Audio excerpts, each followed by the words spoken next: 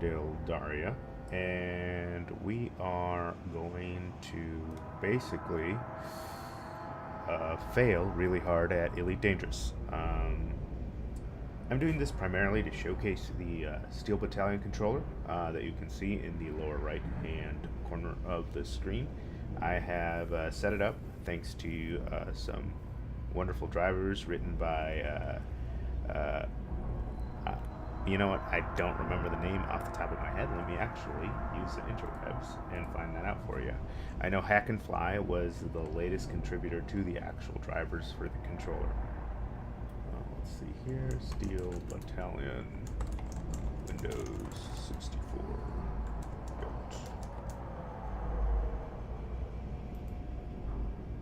Alright, so yeah, according to SourceForge, it's brought to you by Hack and Fly. So basically, he updated the driver to be able to work on newer versions of Windows, and I'm using that version 3.0.1, I believe.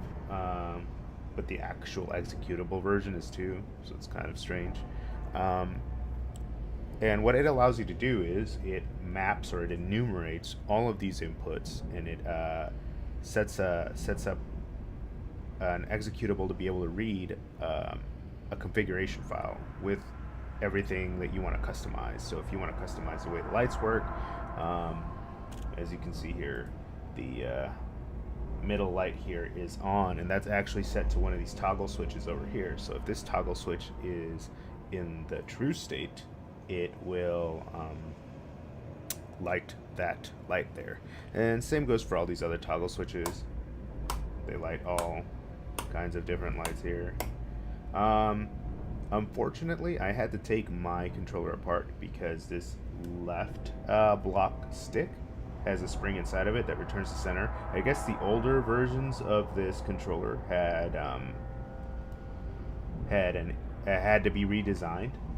Supposedly they're rare, which I guess is cooler, but at the same time, there was a crucial redesign, I think, inside of the left block where the housing that actually retains the spring that allows this to return to center is strengthened and given additional screws so that it doesn't snap. And mine actually recently snapped.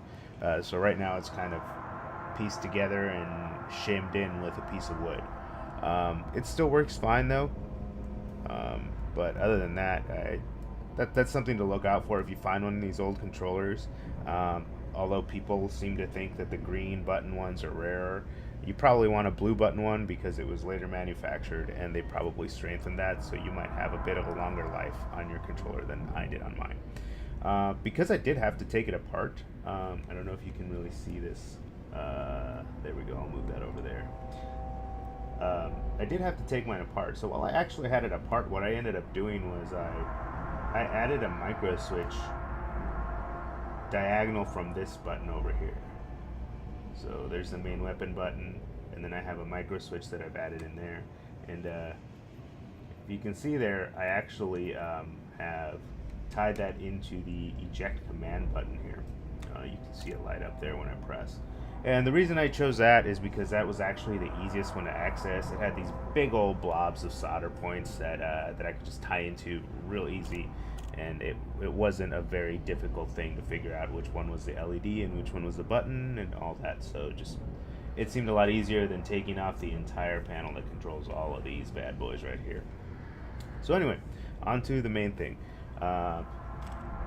Elite Dangerous. I'm going to try to do a mission here. It's my first mission in the open world, so I might get destroyed here, and you can have a laugh.